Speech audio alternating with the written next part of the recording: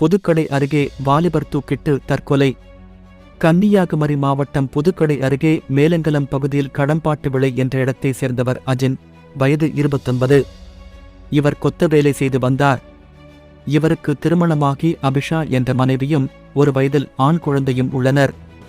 இந்நிலையில் சம்பவ தினம் அஜினின் குழந்தையின் முதலாம் பிறந்த நாளில் அவரது மனைவி அபிஷா குழந்தையுடன் தாய் வீட்டிற்கு சென்று அங்கு வைத்து குழந்தையின் பிறந்த நாளை கொண்டாடியுள்ளார்.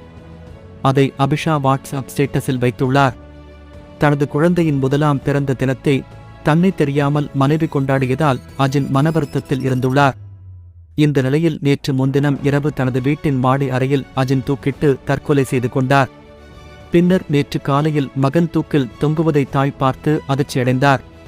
உடனடியாக இதுகுறித்து புதுக்கடை போலீசுக்கு தகவல் தெரிவித்தனர். பின்னர் போலீசார் சம்பவ இடம் வந்து உடலை மீட்டு பிரேத பரிசோதனைக்காக குழித்துறை அரசு மருத்துவமனைக்கு அனுப்பி வைத்தனர். பின்னர் பிரேத பரிசோதனைக்கு பின் அஜினின் உடல் உறவினர்களிடம் ஒப்படைக்கப்பட்டது. இது தொடர்பாக அஜினின் தாயார் கலா கொடுத்த புகாரின் அடிப்படையில் புதுக்கடை போலீசார் வழக்கு பதிவு செய்து விசாரணை நடத்தி வருகின்றனர்.